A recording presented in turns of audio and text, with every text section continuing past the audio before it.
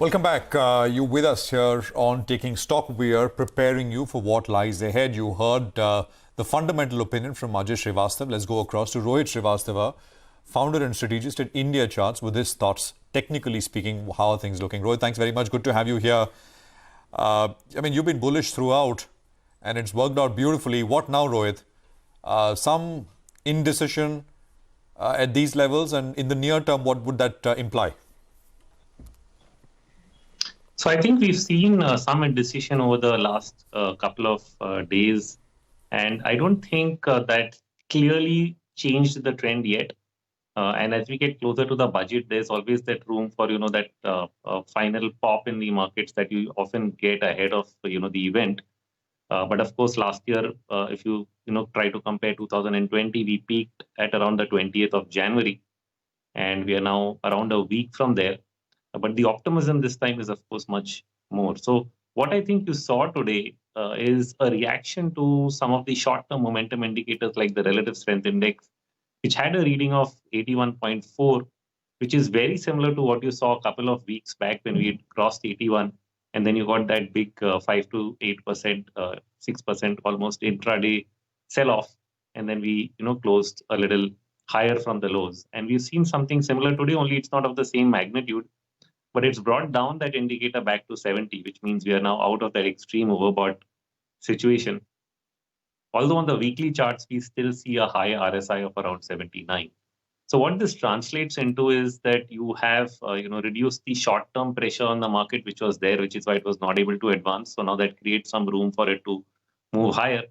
At the same time, once you're done, moving up some more, you may be getting to the fag end of the rally that started from the low that we made in October, because the weekly will continue to get more and more overbought. And then at some point of time, apart from a short-term reaction, you start looking for what is more of a medium-term reaction in the market. And seasonally, around the budget, we've often seen markets pull back or consolidate for a while.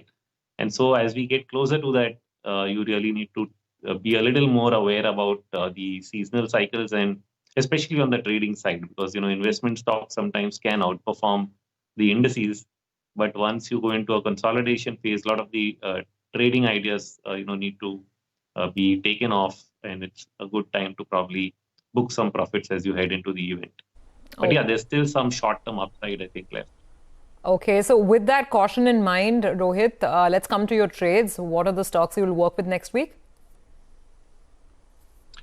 So, it was a bit tricky, I think, till the index really holds up 14,350. That's the low that we've made today, or say 32,100 on the Bank Nifty, which is sort of a 61% retracement of the last 4-5 days of up and down move. Keeping those levels in mind, you'd stay on the long side, with stocks in sectors like, again, metals, the autos, public sector stocks, which has started to move up from October, which will provide more safety. So you'd look at, stocks like Coal India, for example. We probably like that. And within the metals, it's a pretty wide basket. I think even Vedanta, which is currently running an offer, I think would be a good stock to really look into. So a couple of good ideas, I think, which will remain. But on the defensive side, also keep some pharma, because in case there's volatility, I think there would be a shift towards the pharma sector. And so we should look at, picking up some pharma stocks as well. Okay, all right, got that. Rohit, thanks very much. I think that bell is a reminder that it's time for us to also take your leave. So I guess that's going to be a wrap, Prashant, for this week. Oh, absolutely.